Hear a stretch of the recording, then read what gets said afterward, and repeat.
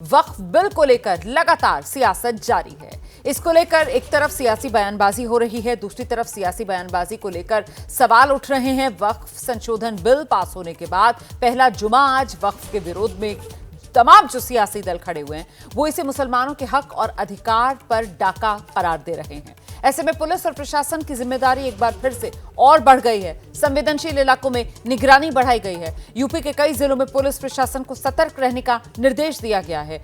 Drone कैमरों से चप्पे चप्पे पर निगरानी की जा रही है। राजधानी लखनऊ सहित कई इलाके उत्तर प्रदेश के जहां पुलिस के आला अधिकारी फ्लैग मार्च कर रहे हैं और साथ ही आपको बता दें दोनों पक्षों से बात कर शांति बनाए रखने की अपील भी की जा रही है।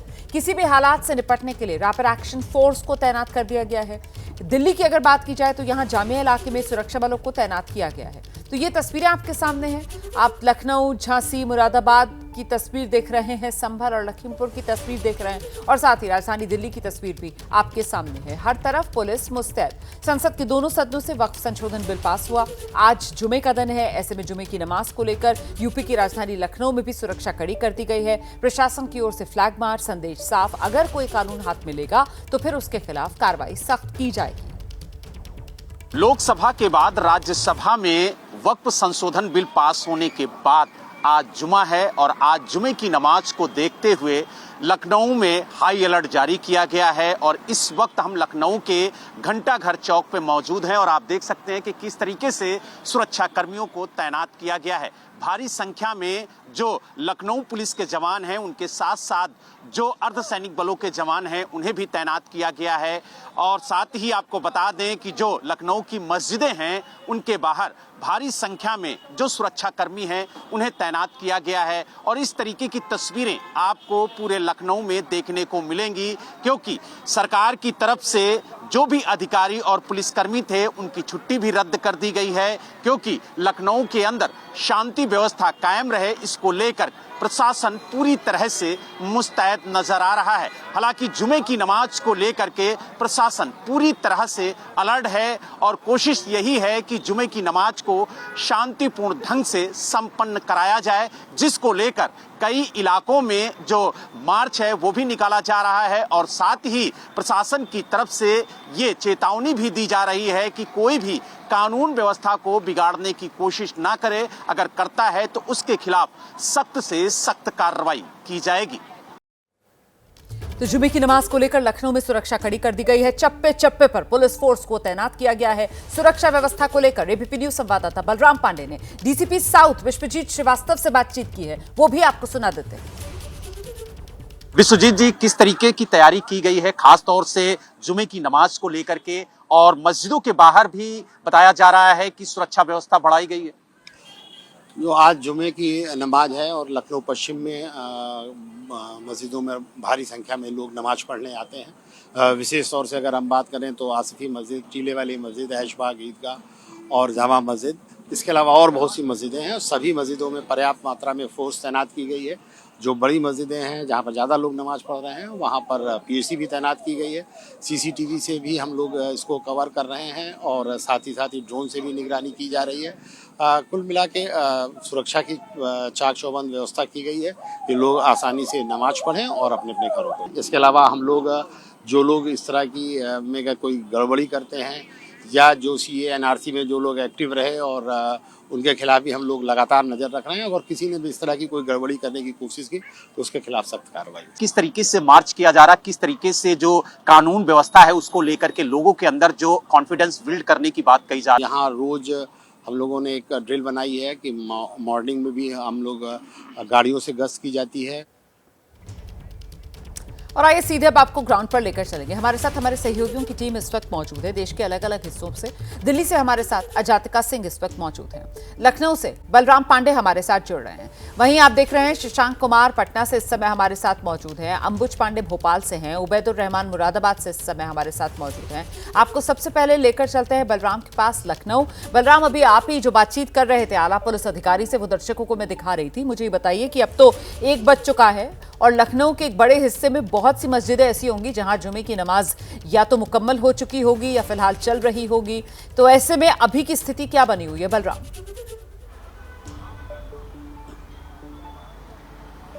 देखिए, आपको बता दें कि लखनऊ के अंदर सभी मस्जिदों के बाहर भारी तादाद में जो सुरक्षाकर्मी हैं उन्हें तैनात किया गया है और सबसे बड़ी बात यह है कि जो सीनियर अधिकारी हैं वो लगातार पेट्रोलिंग कर रहे हैं। इस वक्त हम सबसे संवेदनशील इलाके में जो टीले वाली मस्जिद है वहां पर मौजूद हैं और आप देख सकते हैं कि किस तरीके से यहां पर पुलिस फोर्स तैनात की गई है, साथ ही अर्धसैनिक बलों को तैनात किया गया है ताकि जो कानून व्यवस्था है वो बिगड़ने ना पाए। आप देख सकते हैं कि ठीक सामने मेरे ये टीले वाली मस्जिद है और यहाँ पर जो जुमे की नमाज है वो शांतिपूर्ण ढंग से संपन्न हो, इसको लेकर के प्रशासन पूरी तरह से यहाँ पर मुस्तैद नजर आ रहा है। हालांकि जमीन से लेकर के आसमान तक प्रशासन की पैनी नजर है। ड्रोन कैमरे से भी पूरे इलाके में नजर रखी जा रही है क्योंकि माना जा रहा है कि ये जो इलाका है वो लखनऊ का सबसे संवेदनशील इलाका है और इसीलिए यहाँ पर भारी संख्या में जो पुलिस बल है उसके साथ साथ अर्धसैनिक बलों को तैनात किया गया है। कई मस्जिदों में जो नमाज है जुमे की वो अदा की जा रही है और लगातार प्रशासन की यही कोशिश है कि जो कानून व्यवस्था है वो कायम रहे और इसको लेकर के जो उपद्रवी हैं उन पर पैनी नजर रखी जा रही है और कोशिश यही की जा रही है कि अगर कोई कानून व्यवस्था को बिगाड़ने की कोशिश करे तो उसके खिलाफ सख्त से सख्त कार्रवाई की जाए। हालांकि जो अधिकारी हैं उनकी छुट्टियां भी रद्द कर दी गई हैं और उन्हें कहा गया है कि वो ग्राउंड पर रहें क्योंकि जिस तरीके से लोकसभा और उसके बाद राज्यसभा में वक्फ संशोधन बिल पास हुआ है उसको लेकर के दिल्ली से लेकर लखनऊ तक जो सियासत है वो तेज हो गई है। हालांकि इस बिल को लेकर के कुछ लोग पक्ष में हैं तो काफी तादाद में लोग इसके विरोध में हैं और यही वजह है कि हर माहौल को देखते हुए प्रशासन लखनऊ के अंदर पूरी तरह से मुस्तैद नजर आ रहा है और लगातार पेट्रोलिंग इलाकों में जारी है। रहिए मेरे साथ, लौटूंगी आपके पास। मुरादाबाद में भी वक्फ बिल को लेकर अलर्ट जारी है। आज जुमे की नमाज को लेकर मुरादाबाद में पुलिस ने फ्लैग मार्च किया है और साथ ही संवेदनशील इलाकों में ड्रोन के जरिए नजर रखी जा रही है। साथ ही सोशल मीडिया पर भी पुलिस की पैनी नजर है।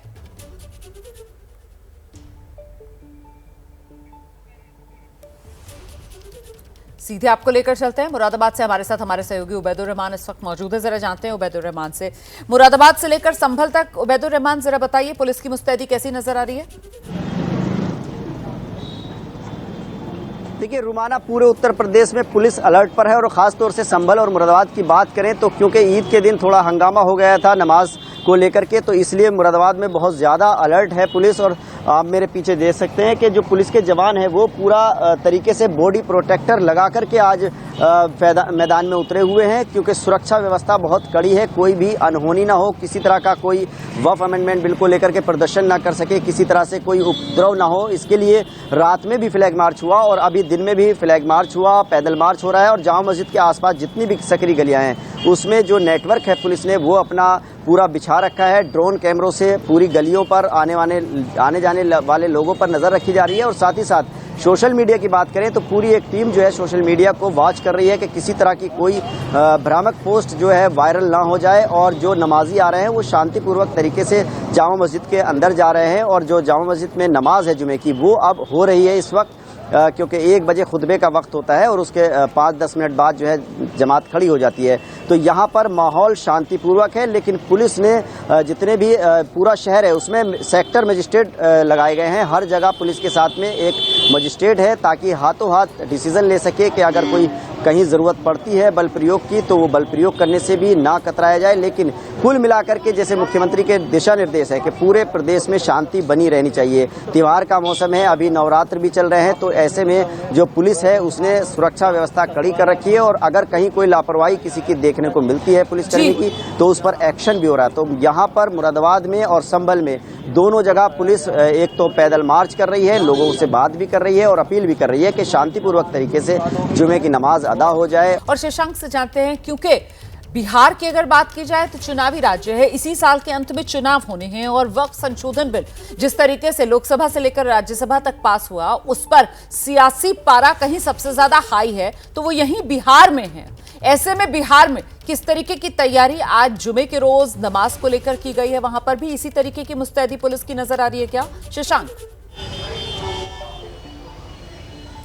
जी बिल्कुल, देखिए राज्यसभा से भी विधेयक जो है वो पारित हो गया है वक्फ विधेयक। इसके बाद पटना में आज जो है जुमे की नमाज है। हम जामा मस्जिद के ठीक आगे खड़े हैं, उसकी तस्वीरें आपको दिखा रहे हैं। पटना सेक्शन के ये बिल्कुल पास में लोग यहाँ सड़कों पे भी जुमे की नमाज अदा कर रहे हैं। वक्फ विधेयक को लेकर बिहार पुलिस मुख्यालय ने अलर्ट जारी किया है। सभी जोन के आईजी, डीआईजी, एसएसपी, एसएसपी को निर्देश दिया गया है और ये कहा गया है कि शांति व्यवस्था ना बिगड़े, इसका पूरा ख्याल रखिए और कोई भी कानून से खिलवाड़ करता है तो उसके खिलाफ जो है सख्त कार्रवाई कीजिए। हम यहाँ पर लोगों से बात करने की भी कोशिश करेंगे। जो विधेयक पारित हुआ है ना राज्यसभा से, अच्छा वक्फ विधेयक पारित हो गया है, इधर पुलिस ने हाई अलर्ट जारी किया हुआ है। जो विधेयक पारित हुआ है उसको आप लोग कैसे देखते हैं, इसके पक्ष में है या नहीं? नहीं सर, क्यों इसके पक्ष में नहीं है? हमको इतना जानकारी नहीं है सर हमसे। अच्छा, इस विधेयक के पक्ष में है, वक्फ विधेयक के पक्ष में है, क्या क्या समस्या क्या है, क्या इस विधेयक से क्या दिक्कत है? काहे नहीं दिक्कत है?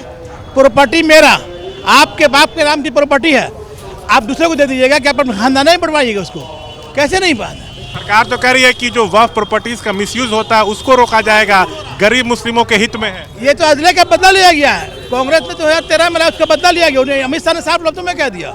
इससे बढ़ के फ्रॉड क्या होगा? आज उनकी सरकार लेकर क्या है, कल मेरी सरकार आएगी खत्म कर देंगे। अच्छा, वक्फ विधेयक चाचा पारित हो गया, आप लोग क्या चाहते हैं, इसके पक्ष में है या नहीं है, क्या दिक्कत है? क्या दिक्कत है? गाड़ी नमाज पढ़ने में दिक्कत हो रहा है, और क्या दिक्कत होगा? सरकार इसको वापस ले, ये चाहते हैं? हाँ, सरकार इसको वापस ले। लेकिन सरकार तो कह रही है कि ये गरीब मुस्लिमों के हित के लिए है। ऐसे थोड़ा ही हो जाएगा। अच्छा, वक्फ विधेयक जो है राज्यसभा से पारित हो गया है, राष्ट्रपति की मंजूरी मिलते ही ये कानून का रूप ले लेगा। सरकार जो लेकर आई है इस पर आप लोग क्या कहना चाहेंगे? कुछ नहीं समझ में आता है। अच्छे, तो देखिए बहुत लोग खुलकर नहीं भी बोलना चाह रहे हैं, लेकिन ज़्यादातर लोग यही जो है कह रहे हैं कि ये हमारे हित के लिए नहीं है, इसको सरकार वापस ले। और इसी बीच आज शुक्रवार है, जुमे की नमाज अदा की जा रही है। रहिए मेरे साथ, लौटूंगी आपके पास। भोपाल दर्शकों को लेकर चलेंगे। अंबुज पांडे हमारे सहयोगी हमारे साथ मौजूद हैं और जरा अंबुज से जानते हैं।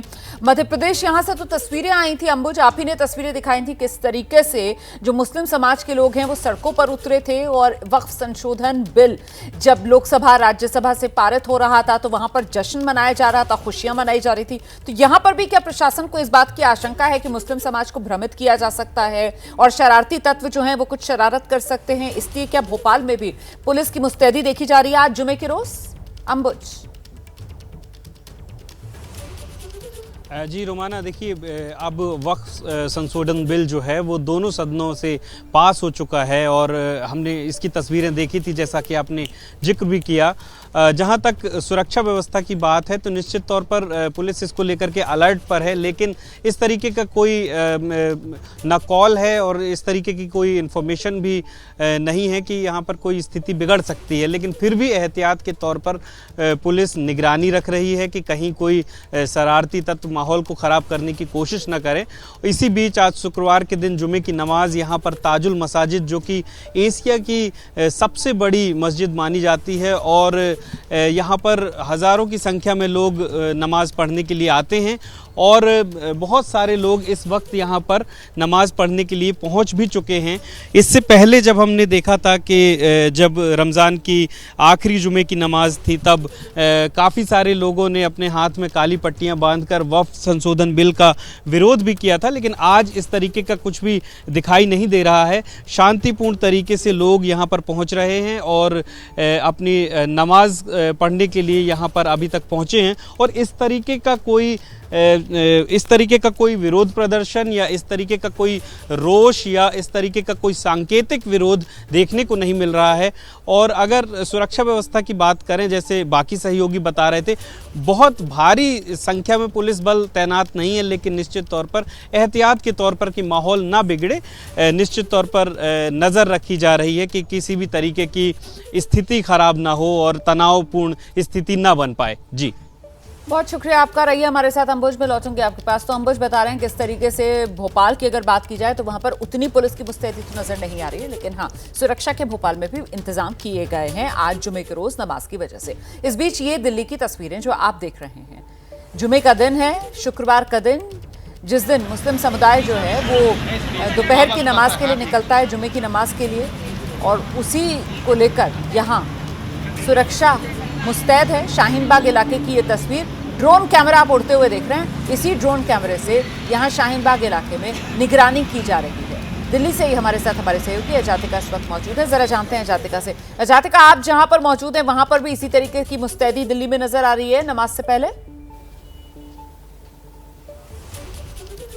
जी बिल्कुल रुमाना, देखिए मैं इस वक्त सीधे जामा मस्जिद की तस्वीरें आपको दिखा रही हूँ। ठीक सामने हम लोग मौजूद हैं और आपको बता दें कि बड़ी संख्या में आरएफ यानी कि रैपिड पुलिस फोर्स का जो डिप्लॉयमेंट है वो अंदर देखने को मिल रहा है। बाहर की बात करें तो सीआरपीएफ और जो स्थानीय पुलिस है वो भी देखने को मिल रही है। इसी के साथ में दर्शकों को ये भी याद दिला दें कि जामा मस्जिद से ही हमने ईद के दिन भी आपको रिपोर्ट दिखाई थी, जहाँ पर बाजू पे काली पट्टियाँ बांध कर लोगों ने विरोध किया था इस विधेयक का। हालांकि तब लोकसभा में जो विधेयक है वो जाने वाला था, पास हो गया, अब राज्यसभा से भी पास हो गया है। ऐसे में तस्वीरें मैं आपको दिखा रही हूँ जहां पर जामा मस्जिद में फिलहाल जो जुमे की नमाज है वो मुकम्मल हो गई है और तमाम नमाजी जो सैकड़ों की संख्या में यहाँ पर पहुँचते हैं अपनी नमाज पूरी करने के बाद बाहर निकल रहे हैं। हम जरा बात करने की कोशिश कर लेते हैं कुछ नमाजियों से। सर, अब विधेयक जो है वो पास हो गया है राज्यसभा में भी, क्या कुछ आपका कहना है? क्या विरोध अब भी जताएंगे? क्योंकि काली पट्टियां बांधकर लोग ईद के मौके पर पहुंचे थे जामा मस्जिद। जी इसके ऊपर हमें एतराज़ तो है ही, भला ही वो पास हो गया हो, लेकिन इस तरह से मुसलमानों की जो अल्लाह की प्रॉपर्टियां हैं उसको छीन लेना वो अच्छा काम नहीं है। ये सब दूरवीकरण की राजनीति हो रही है और ये हमारे हिंदू भाई भी अच्छी तरीके से जानते हैं कि ये बेहतर नहीं है। आज हमारी छीनी गई है, कल हमारे सिख भाइयों की, कल उसके बाद बौद्ध भाइयों की, जैन भाइयों की, सब और लोग। जी कुछ और लोगों से भी ज़रा बात कर लेते हैं। वक्फ बिल को लेकर जैसे हमने देखा कि अभी राज्यसभा में भी पास हो गया, वक्फ की प्रॉपर्टी को लेकर लगातार जो विवाद चल रहा है, क्या कुछ आप उस पर सोचते हैं? Sorry, I am right now. Waqf की प्रॉपर्टी को लेकर जी, तो देखिए हम लगातार बात करने की कोशिश करते हैं, लोगों से लोगों की बात आप तक पहुंचाने की नमाजी निकल रहे हैं नमाज अदा करने के बाद, जरा उनसे ये पूछिए कि इस बार जो सुरक्षा के इंतजाम है, हर बार जुमे के रोज इसी तरीके के सुरक्षा के इंतजाम होते हैं या आज कुछ ज्यादा यहाँ पर इंतजाम नजर आ रहे हैं? ये भी सवाल पूछिए जरा। जी बिल्कुल। आज आपको सुरक्षा यहाँ पे ज्यादा नजर आई या आमतौर पर जितनी आती है उतनी ही सुरक्षा थी? ज्यादा थी आज। ज्यादा थी? आज पब्लिक ज्यादा थी, माशाल्लाह। बाबा, जिस तरह से वक्फ का जो विधेयक पास हुआ राज्यसभा में भी, क्या लगता है आप इसके पक्ष में हैं, पक्ष में नहीं है? पक्ष में नहीं, पक्ष में है। ये रहने वाले हैं भाई। क्या कारण है? उन तमाम लोगों को क्या बोलेंगे जो इसके पक्ष में नहीं है, जो लगातार बोल रहे हैं कि ऐसे में जो उनकी जमीन है वो सरकार हड़प लेगी? गलत है। हाँ, सरकार को कर लेनी चाहिए, मिल बांट के चलो, जब तुम मददगारी है नहीं। तो देखिए पहले से सिक्योरिटी जो है वो बढ़ाई गई है, जैसे कि नमाजी भी बता रहे हैं। जो तमाम नमाजी यहाँ पर पहुँच रहे हैं उनका कहना है कि आमतौर पर इतनी सिक्योरिटी नहीं होती है जितनी कि आज यहाँ पर दिखाई दे रही है। जाहिर तौर पर आपको बता दें रुमाना, सुबह से ड्रोन से निगरानी भी रखी जा रही है। वही नमाज को लेकर महाराष्ट्र की जो राजधानी है मुंबई, वहां पर एक तो नया विवाद खड़ा हो गया। दरअसल मुंबई के कंजूरमार्ग इलाके में सुन्नी कादरियान मस्जिद बीजेपी नेता किरीट सोमैया ने आरोप लगा दिया कि इस सोसाइटी के पास फुटपाथ पर नमाज पढ़ी जाती है, जिसका विरोध करते हुए किरीट सोमैया यहां पहुंच गए। विरोध को देखते हुए पुलिस ने इस इलाके में सुरक्षा और बढ़ा दी। पुलिसकर्मियों के साथ साथ एसआरपी की टीम भी यहां तैनात की गई है। सीधे आपको लेकर चलते हैं, हमारे साथ हमारे सहयोगी सूरज ओझा मौजूद हैं। जरा सूरज से जानते हैं, सूरज ये क्या पूरा का पूरा मामला है?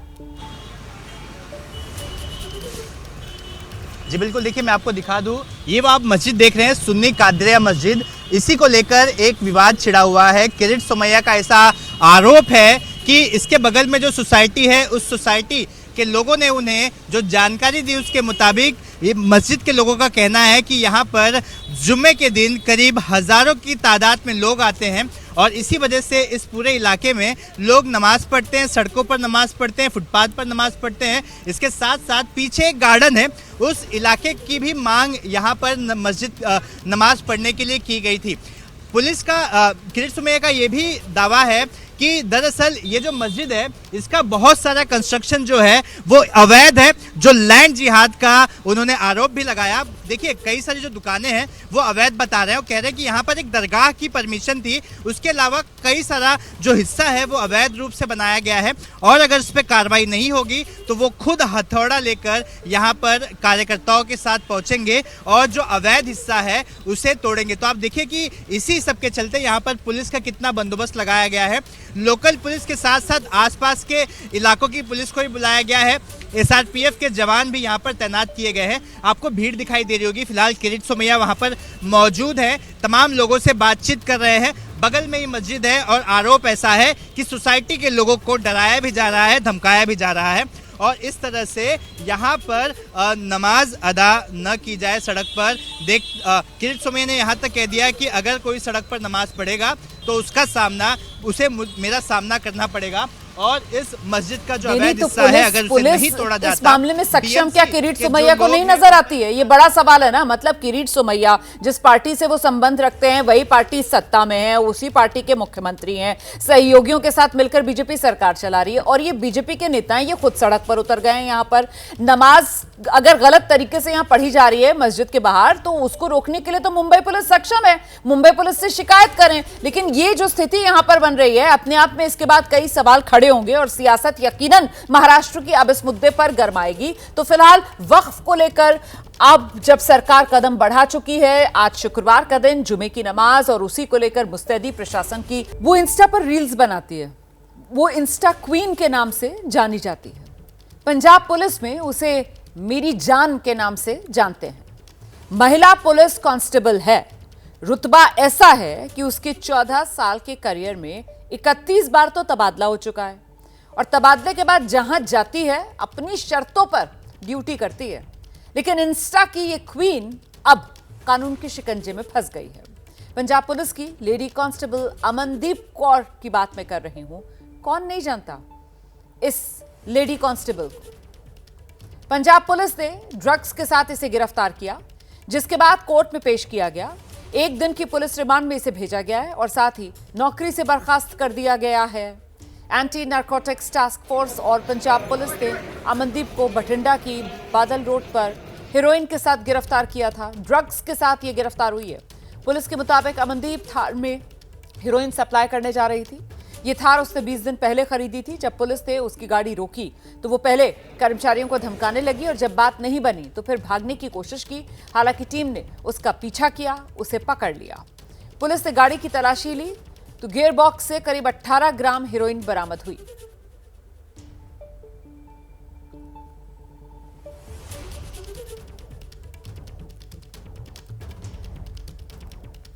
तो ये तस्वीर आप देख रहे हैं अमनदीप कौर की।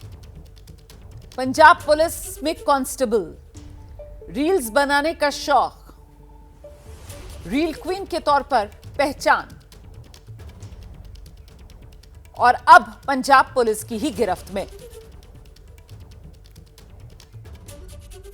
बादल रोड फ्लाईओवर ਦੇ ਥੱਲੇ ਕੱਟ ਦੇ ਨਾਕਾਬੰਦੀ ਕੀਤੀ ਸੀ, ਜਿਸ ਤੇ ਇੱਕ ਥਾਰ ਗੱਡੀ ਨੰਬਰੀ PV05Q7720 ਲਾਡਲੀ ਧੀ ਚੌਂਕ ਵੱਲੋਂ ਆਈ, ਜਿਸ ਨੂੰ ਰੋਕ ਕੇ ਜਿਹੜਾ ਸੀ ਚੈੱਕ ਕੀਤਾ ਗਿਆ, ਜਿਸ ਨੂੰ ਇੱਕ ਨੌਜਵਾਨ ਲੜਕੀ ਚਲਾ ਰਹੀ ਸੀ, ਜਿਸ ਦੇ ਕਬਜ਼ਾ ਦੇ ਵਿੱਚੋਂ ਚੈੱਕ ਕਰਨ ਤੇ 17.71 ਗ੍ਰਾਮ ਹੈਰੋਇਨ ਬਰਾਮਦ ਹੋਈ।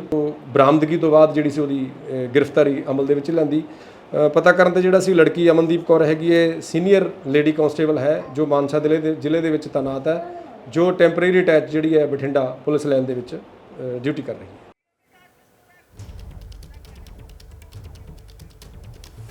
तो अमनदीप कौर का पंजाब पुलिस में अपना एक अलग रुतबा था।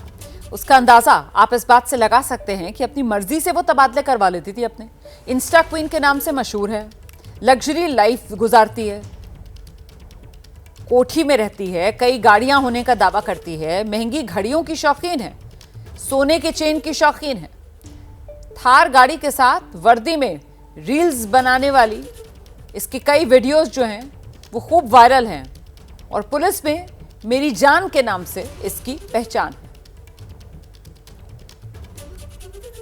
अलग अलग रील्स में आप अगर गौर करेंगे तो देखिए किस तरीके से अलग अलग घड़ियां बांधे हुए कलाई पर और महंगी सोने की चेन्स सब नजर आ रहा है इन रील्स में। सोचिए आप एक सीनियर पुलिस कांस्टेबल और ऐसी ऐशो आराम वाली जिंदगी, महंगे चश्मे, महंगी घड़ियां, महंगे फोन।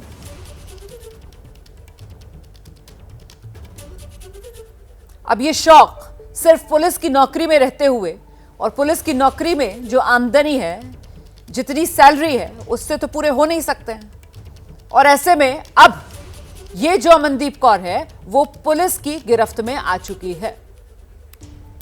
हमारे साथ हमारे सहयोगी सचिन इस वक्त मौजूद है। जरा सचिन से जानते हैं। सचिन, पहले तो ये बताइए कि इसकी गिरफ्तारी मुमकिन कैसे हुई? क्या पुलिस के पास किसी तरीके की कोई सूचना थी जिसके आधार पर पुलिस ने, जब ये गुजर रही थी तो उसकी गाड़ी को रोका और फिर जब इसने भागने की कोशिश की तो इसका पीछा किया और इसे पकड़ा? सचिन। हाँ जी, देखिए पुलिस के पास टिप ऑफ तो थी इसकी, पुलिस को जानकारी मिल रही थी इसको लेकर कि ये इस तरह से ड्रग तस्करी में जो है इन्वॉल्व है, क्योंकि जिस तरीके से एक महिला ने इल्ज़ाम भी लगाया है कि मैंने पहले भी पुलिस के पास कई बार जो है इसको लेकर शिकायत दर्ज कराई है। इस महिला का पति जो है वो दरअसल जो है ये कहते हैं कि अमनदीप के साथ रहता है। तो उस महिला ने बताया है कि मैंने कई बार पुलिस के सामने इस इशू को उठाया था। तो पुलिस जो है इस पर नज़र ज़रूर रख रही थी और परसों जो है, पिछले परसों जो है ये पुलिस को एक पुख्ता टिप ऑफ थी कि ये जब आ रही थी बादल गांव की तरफ से बठिंडा की तरफ अपनी थार गाड़ी में, तो उसको जो है पकड़ा पुलिस ने और इसके पास से 17.71 ग्राम हेरोइन जो है वो पकड़ी गई है। और इसका डोप टेस्ट खुद का करवाएगा तो ये नेगेटिव डोप टेस्ट है। तो ये जो 17.71 जो ग्राम जो क्वांटिटी है, ये छोटी क्वांटिटी नहीं है हेरोइन की। और टिपिकल पेडलर्स जो हैं, ड्रग पेडलर्स जो हैं, इस तरीके की क्वांटिटीज लेके चलते हैं और सप्लाई करते हैं। जो सप्लायर जहां इनको ये पहुंचानी होती है। 17.71 ग्राम हेरोइन इसके पास से बरामद हुई है। कितनी कीमत होगी इस हेरोइन की? कुछ जानकारी मिल रही है? जी देखिए, टिपिकली जो हम बात करते हैं पुलिस वालों से, जनरल से जो बात होती है उसके अकॉर्डिंग ये 1 ग्राम की कीमत जो है वो लगभग 1500 या 2000 रुपये होती है। तो हम इसको 17 ग्राम भी माने, 18 ग्राम भी माने, तब भी ये 36,000 के करीब जो है ये इस हेरोइन की कीमत होगी। पर सवाल ये है कि ये एक मॉडस ऑपरेंडी होता है ड्रग पेडलर्स का। जो पेडलर्स होते हैं ये इतनी छोटी छोटी क्वान्टिटीज़ लेके सप्लाई करते हैं। जो ड्रग सप्लाई जो है कंज्यूमर्स तक जो है वो पहुँचाई जाती है। तो पुलिस ने इसको पकड़ा है, अब डिसमिस कर दिया है नौकरी से। पर सबसे सनसनीखेज बात जो है इसकी गिरफ्तारी के दौरान हुई है वो ये है कि जब इसको पकड़ा तो इसने जो है अपना जो इन्फ्लुएंस जो है वो सीनियर पुलिस अधिकारियों के साथ जो है वो दिखाने की कोशिश की। अपने व्हाट्सएप पे जो चैट्स हैं वो दिखाई, फोटोग्राफ्स दिखाए और मतलब एक तरीके से धौंस जमाने की कोशिश की कि मेरी जो है अच्छी रेपो जो है वो सीनियर पुलिस अधिकारियों के साथ है, और अपने आप को छुड़वाने की कोशिश जो है इसने की। पर ये बठिंडा पुलिस और एंटी नार्कोटिक्स टास्क फोर्स जो है उनकी टीम की ये ज्वाइंट ऑपरेशन था जिसमें इसको पकड़ा गया। अब जब इसकी इन्वेस्टिगेशन होगी तब जो है कौन कौन जो है इसमें शामिल है इसका पता चलेगा। इसको कहीं से शेल्टर मिल रहा था, इसको प्रोटेक्ट कर रहे थे कोई लोग, वो सारी तमाम चीज़ें जो हैं वो सामने आएंगी। और हो सकता है इसमें कुछ और पुलिस के अधिकारी भी जो हैं इसमें जो हैं शामिल पाए जाएं। प्रोटेक्ट कर रहे थे ये तो महज एक सीनियर पुलिस कांस्टेबल, लेकिन जिस तरीके से इतने साल से ये पुलिस महकमे में और जिस तरीके की जिंदगी पुलिस महकमे में रहते हुए ये गुजार रही थी, जाहिर सी बात है ये सबकी नजरों में थी, बावजूद इसके ये अब तक बची हुई थी। और ऐसे में जिस तरीके के महंगे शौक और उन शौक को भी पूरा करती थी वो रील से साफ तौर पर नजर आ रहा है। तो पुलिस महकमे में बिना किसी के संरक्षण के ये इतनी फल फूल गई, ये बात तो समझ में नहीं आती है ना, मतलब ये बात हलक के नीचे नहीं उतरती है। तो ऐसे में पुलिस महकमे में वो बड़ी मछलियां कौन, इसको लेकर भी सवाल बड़ा है और यही सबसे बड़ी चुनौती है पुलिस के सामने। अगर ड्रग्स का सफाया पंजाब से करना है तो पहले वो पंजाब पुलिस जिसकी जिम्मेदारी बनती है इस नशे के जाल को खत्म करने की, उसकी तो सफाई कर ली जाए। सचिन। जी बिल्कुल, सबसे बड़ा सवाल यही है। पंजाब सरकार भी आजकल दावा कर रही है, क्लेम कर रही है कि हम बड़ी जो मछलियां हैं ड्रग्स इस धंधे में उनको पकड़ेंगे। पर अब सवाल यही है कि इस महिला पुलिस कांस्टेबल को पकड़ा है तो इसकी इन्वेस्टिगेशन जो है, अगर फ्री एंड फेयर इन्वेस्टिगेशन होगी तो डेफिनेटली इसमें जो है कुछ और नाम भी सामने आएंगे जो इसको प्रोटेक्ट कर रहे हैं। हो सकता है इसके साथ इन्वॉल्वमेंट भी हो कुछ एक की जो है इस सारे धंधे में, क्योंकि बिना प्रोटेक्शन के एटलीस्ट जो है इतने निर्भीक तरीके से ये पुलिस कांस्टेबल जो है ड्रग सप्लाई का धंधा नहीं कर सकती है। तो डेफिनेटली इसमें बहुत सारे लोग जो हैं वो शामिल होंगे और ये सारी तफ्तीश जो है ये पुलिस करेगी, एंटी नारकोटिक्स टास्क फोर्स जो है वो करेगी, फिर जो है खुलासा होगा। और अगर फ्री एंड फेयर इन्वेस्टिगेशन होगा, अगर इस पे पर्दा डालने की कोशिश होगी तो हो सकता है ये सारा केस जो है रफा दफा हो जाए, क्योंकि इसमें हो सकता है कुछ और उच्च पुलिस अधिकारी जो हैं उनकी इन्वॉल्वमेंट हो या उनकी प्रोटेक्शन जो है इस महिला पुलिस कांस्टेबल को हो। पर फ्री एंड फेयर अगर इन्वेस्टिगेशन होगा तो निश्चित तौर से इसमें इन्वॉल्वमेंट जो है वो सामने आ सकती है और पुलिस अधिकारियों की, और उसको जो संरक्षण मिल रहा है वो सबसे बड़ी जो चीज़ है कि इसको प्रोटेक्शन मिली। और जिस प्रोटेक्शन की धौंस जो है इसने गिरफ्तारी के वक्त भी दिखाने की कोशिश की, हालांकि उस वक्त जो है एंटी नारकोटिक टास्क फोर्स के जो कर्मचारी थे, जवान थे, वहां अधिकारी थे, उन्होंने जो है इसको गिरफ्तार किया मौके से। आप बिल्कुल सही कह रहे हैं सचिन, और इसीलिए मैं इस सवाल के साथ ही दर्शकों को छोड़े जाती हूं कि देखिए कहीं ना कहीं अब यहां पर साख जो है वो पंजाब पुलिस की सवालों में है। और ऐसे में मान सरकार जो बड़ा दावा करती है कि पंजाब को नशा मुक्त करेंगे, ये पुलिस की छोटी मछली जो इस वक्त गिरफ्त में आई है, आखिरकार ये इतना फल फूल कैसे पाई, इसकी भी तो जांच होना और पता चले कि आखिरकार पुलिस महकमा जिसकी जिम्मेदारी है पंजाब को नशा मुक्त बनाने की, कहीं वही इस जाल के अंदर लिप्त तो नहीं है। ये सच देश के सामने कब तक सामने आ पाएगा, इसका हमें इंतजार है। उत्तर प्रदेश के संभल से खबर है, जहां संभल हिंसा को लेकर जानकारी सामने आ रही है। सूत्रों के हवाले से संभल हिंसा मामले में केस डायरी दाखिल की गई है और इस केस डायरी में बड़ा खुलासा किया गया है। सूत्र ये जानकारी दे रहे हैं, सांसद जियाउर रहमान बर्क के हिंसा में शामिल होने के सबूत मिले हैं। इतना ही नहीं, सूत्रों के हवाले से खबर है कि बर्क ने भीड़ इकट्ठा करने के लिए दबाव बनाया था, भीड़ के जरिए सर्वे के विरोध का दबाव बनाया गया था। सूत्रों का कहना है कि मस्जिद के सदर जफर अली ने ये बातें पुलिस को बताई हैं। हम सीधे आपको लेकर चलेंगे, हमारे साथ हमारे सहयोगी उबैदुर रहमान इस वक्त मौजूद हैं। जरा जानते हैं उबैदुर रहमान से। उबैदुर रहमान, यहां पर अब जिस तरीके से केस डायरी सामने आ रही है, इससे मुश्किलें सांसद की बढ़ती हुई नजर आ रही हैं। जियाउर रहमान बर्क कटघरे में घिरते हुए नजर आ रहे हैं। जी हाँ रुमाना, मैं आपको बता दूं कि 24 नवंबर 2024 को जो हिंसा हुई थी सर्वे के दौरान शाही जामा मस्जिद के पास, तो वहाँ पर जो शाही जामा मस्जिद कमेटी के अध्यक्ष हैं जफ़र अली, जिनको पुलिस ने गिरफ्तार कर जेल भेज रखा है, उनकी ज़मानत पर जो है सुनवाई आज होनी है कोर्ट में। और उससे पहले जो संभल पुलिस ने चार्जशीट दाखिल की है जफ़र अली के खिलाफ, उसमें पुलिस का ये दावा है, सूत्र बता रहे हैं कि जफ़र अली ने अपने बयानों में ये कहा है कि समाजवादी पार्टी के सांसद जो जियाउर रहमान बर्क हैं, उनका दबाव था कि आप भीड़ को इकट्ठा करिए और इसका सर्वे का विरोध करिए। तो ये बहुत बड़ा आरोप जो है वो जफ़र अली की तरफ से जो पुलिस की चार्जशीट है वो लगाया गया है। समाजवादी पार्टी के जो सांसद है जियाउर रहमान बर्क, हालांकि वो पहले से इस मामले में जो आरोपी हैं, जो पुलिस ने FIR दर्ज की थी उसमें जियाउर रहमान बर्क आरोपी हैं, लेकिन वो जमानत पर हैं। और पुलिस ने अब हाल ही में पिछले दिनों उनको नोटिस भी दिया था कि वो इस मामले में पूछताछ करना चाहती है और सपा सांसद को नोटिस दे करके तलब किया है। तो आज जो चार्जशीट दाखिल की है, सूत्र बता रहे हैं कि इसमें जफ़र अली का ये बयान जो है वो आधार बनाया है पुलिस ने, कि जफ़र अली का ये दावा है कि सपा सांसद का उन पर दबाव था कि इसका विरोध करिए सर्वे का और भीड़ इकट्ठा कीजिए, भीड़ जुटाइए। और यही हुआ, हिंसा हो गई 24 नवंबर को, जिसमें 4 लोगों की मौत भी हुई थी। तो ऐसे में कहीं ना कहीं सीधे जफ़र अली जिनके बयान का हवाला देते हुए इस चार्जशीट के अंदर ये तमाम बातें पुलिस की तरफ से कही गई हैं, क्या उसमें सीधे सीधे ये है कि भीड़ जुटे और भीड़ जो है वहां पर हिंसा करे?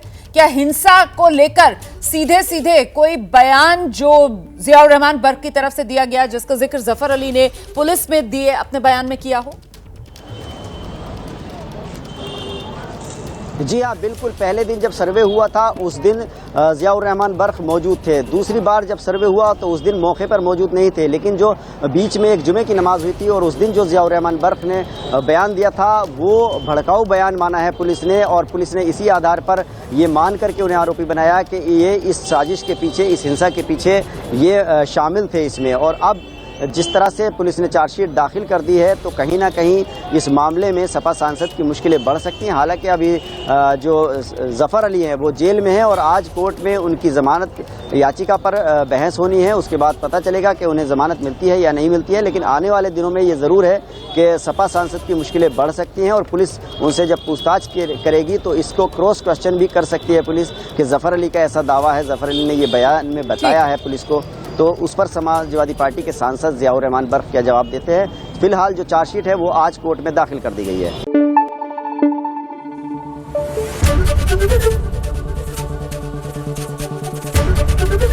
एबीपी न्यूज़ आपको रखे आगे।